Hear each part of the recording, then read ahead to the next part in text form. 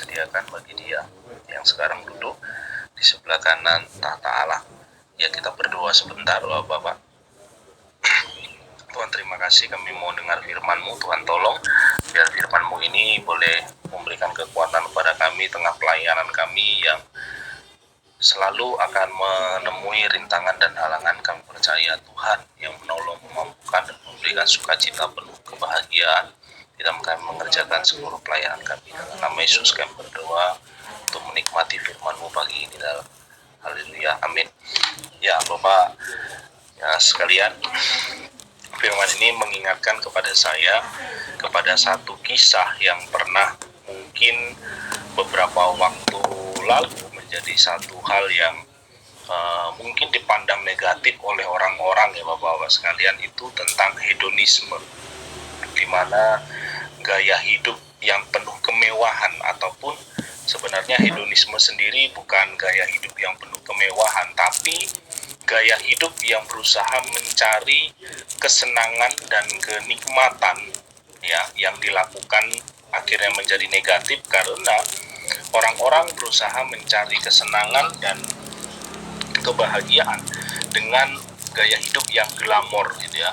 Jadi sehingga hedonisme ini menjadi satu istilah yang seringkali dipandang buruk oleh orang, oleh masyarakat gitu ya. Tapi sebenarnya kebahagiaan sendiri ini bukan sesuatu yang salah ya. Keindahan bukan sesuatu yang salah, karena Alkitab mengajarkan dengan baik bagaimana kebahagiaan dan keindahan itu Tuhan sediakan untuk dinikmati manusia gitu ya. Jadi hedonisme ini sesuatu yang sebenarnya menjadi dua kubu. Satu, menjadi hal yang negatif ketika ini terus berusaha dinikmati dengan cara yang tidak tepat. Tetapi dia akan menjadi kemuliaan bagi Allah ketika kebahagiaan ini dikejar dengan cara yang tepat. Nah, saya mendapat satu buku dan saya belajar tentang hedonisme ini, bagaimana sebenarnya keindahan, kenikmatan, kebahagiaan itu ya, yang sejatinya yang harus dinikmati manusia ini harus mendatangkan kemuliaan bagi Allah gitu ya. Jadi Bapak sekalian, ayat ini tadi mengajarkan kepada kita, mengingatkan kepada kita, Ibrani mengingatkan kepada kita ya, bahwa keindahan kehidupan ya, keindahan kehidupan yang kita jalani dalam sehari-hari ini harus menjadi kemuliaan bagi nama Tuhan.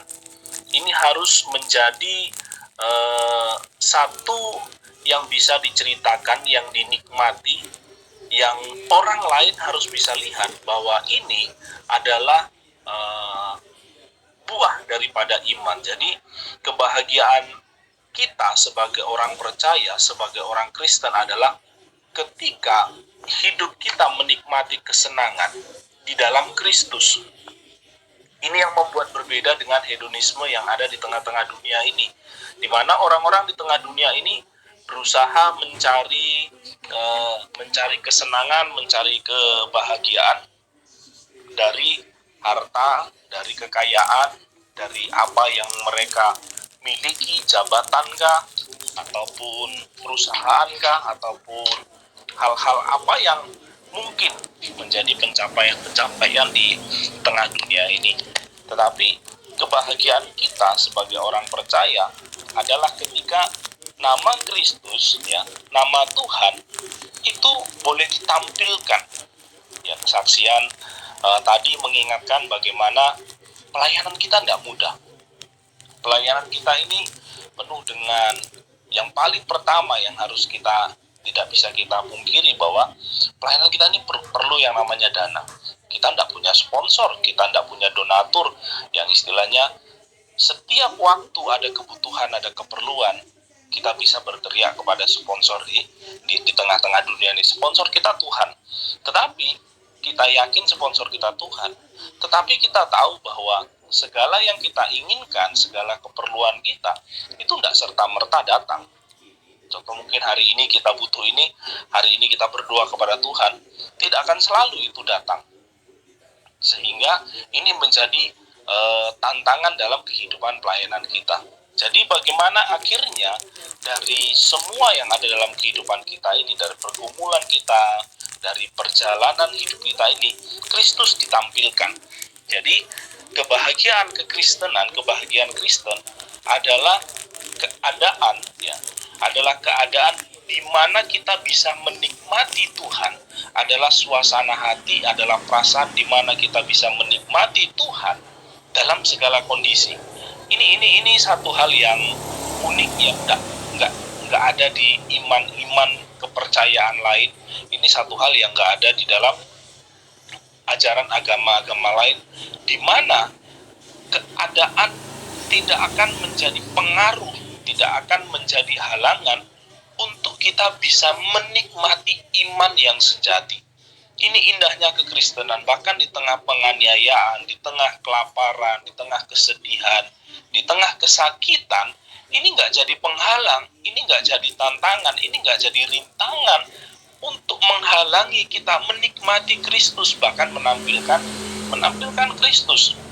Bahkan saya mengetahui justru ada beberapa orang yang dalam sakitnya, yang terbaring dalam sakit, tapi justru dalam sakitnya dia memberikan lebih banyak kesaksian daripada sehatnya. Jadi ada satu orang yang saya tahu, Bapak sekalian, orang ini sakit, harus kursi roda, tapi ini tidak pernah menjadi halangan untuk dia pergi ibadah. Nah, ini kan menjadi berkat bahwa dia bisa menikmati Kristus dalam keadaan lumpuhnya. Bahkan ada orang yang datang setia ibadah sekalipun dia tidak dapat mendengar dengan baik, karena dia tahu menikmati Tuhan dalam ibadah itu satu prioritas tinggi. Jadi kesenangan Kristen, ya, kesenangan kita adalah di mana ketika iman kita bekerja dengan baik, iman kita bekerja dengan tepat. Ini yang membawa kita terus menampilkan Kristus. Di saat segala sesuatu mungkin menjadi seperti buntu, Kristus tetap menjadi andalan utama. Walaupun yang kita butuhkan, yang kita perlukan, itu tidak serta-merta ada. Kalau tadi kesaksian juga masalah keuangan kadang menjadi kendala, ya kita yang berkeluarga sudah pasti ini masalah problem utama kita, ya, dalam kehidupan sehari-hari. Dan belum tentu yang kita butuhkan, uang yang kita butuhkan ini serta-merta ada di saat yang kita butuhkan, belum tentu. Tapi kita tahu bahwa di dalam iman Kristen, iman ini memampukan kita menikmati Tuhan dengan menantikan janjinya. Kita tahu Tuhan menyertai, Tuhan memberkati, Tuhan menyediakan, Tuhan menolong, bahkan Tuhanlah yang sebenarnya menggandeng tangan kita. Walaupun kita rasa Tuhan ini kok belum datang, Tuhan ini kok belum, saya perlu ini menjadi kebutuhan yang harus, tapi kok belum datang. Seolah-olah seperti Tuhan masih ada di posisi yang lain, sehingga nanti dulu. Enggak. Tapi sebenarnya dia sudah ada memegang kita, dia menantikan kita terus berharap kepada dia. Karena menantikan Tuhan ini sesuatu yang indah, ya, sesuatu yang indah. Kalau kitab suci mengatakan seumpama Raja Wali yang terbang tinggi dengan kekuatan sayapnya. Orang yang menanti-nantikan Tuhan seumpama Raja Wali. Kalau kita lihat bagaimana Raja Wali, burung yang gagah perkasa terbang di tengah badai. Ini satu gambaran yang kitab suci tuliskan bahwa kehidupan orang yang bertuhan dengan benar, kehidupan orang yang percaya kepada Kristus, ya, digambarkan seperti Raja Wali yang terbang di tengah badai. Apakah Raja Wali waktu ada badai, tak leren sih? Enggak. Ya. Dia tahu bahwa angin yang kencang akan mengurangi tenaganya mengepakkan sayap. Ini yang manusia tidak tahu, karena manusia tidak terbang seperti Raja Wali. Tapi Raja Wali tahu ketika badai itu besar, maka semakin sedikit dia mengepakkan sayapnya. Dia hanya merentangkan sayapnya, dia akan terbang melayang-layang bahkan semakin tinggi di atas udara. Ini yang indah dari kekristenan, bahkan badai pun bisa menjadi sarana untuk terbang.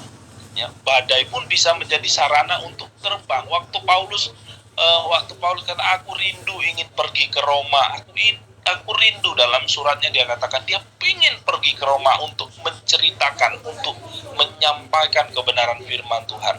Tapi kita tahu kepergian Paulus ke Roma itu tidak seperti kunjungannya ke Korintus, tidak seperti kunjungannya ke Efesus dan ke kota-kota lain di Asia Kecil. Kunjungannya terhantai sebagai seorang narapidana, tapi 2 tahun sebelum kematiannya dia diberikan kesempatan di penjara sebagai tahanan rumah dan dia di sana memberitakan Injil. Ini satu hal yang luar biasa dalam Kristenan, bahwa kita bisa menikmati Allah, menikmati kebahagiaan di dalam Allah dalam keadaan apapun. Jadi ini yang bisa saya sampaikan pagi hari ini buat kita Bapak sekalian, bahwa badai itu justru kadang menjadi perantara, menjadi alat yang dipakai oleh Tuhan untuk kita bisa terbang lebih tinggi bersama dengan Dia. Jadi saya meyakini sesulit apapun pelayanan kita, sesulit apapun keadaan kita, sesusah apapun kita hari ini, ya, kalau itu tidak berhubungan dengan dosa ya Bapak-Bapak, kalau itu berhubungan dengan dosa ya itu lain cerita. Tapi kalau sesuatu yang tidak berhubungan dengan dosa, entahkah mungkin kita sedang dianiaya, entahkah kita sedang didiskriminasi, pelayanan kita diganggu, izin kita tidak diberikan, ini bukan halangan. Ini bukan rintangan yang harus menjadikan kita berhenti, stop, tidak lanjut lagi, tidak. Ini sebuah jalan yang Tuhan sedang berikan untuk kita terbang lebih tinggi lagi. Dan dalam penantian kita, berbahagialah orang yang menantikan Tuhan, karena mereka akan menikmati Dia dalam penantiannya. Kita akan melihat bagaimana Tuhan bekerja, kita akan melihat bagaimana Tuhan berkarya, dan keindahan kehidupan kekristen adalah nama Tuhan dipermuliakan dalam setiap keadaan hidup kita. Kiranya kebenaran firman ini menolong kita semua untuk terus menikmati Tuhan dalam pelayanan kita yang tidak mudah, dan nama Tuhan terus dimuliakan dalam diri kita. Tuhan Yesus memberkati. Terima kasih Pak Imam, mohon maaf untuk keterlambatan hari ini. Terima kasih Pak Bontar, terima kasih Pak Ogi. Sebelum nanti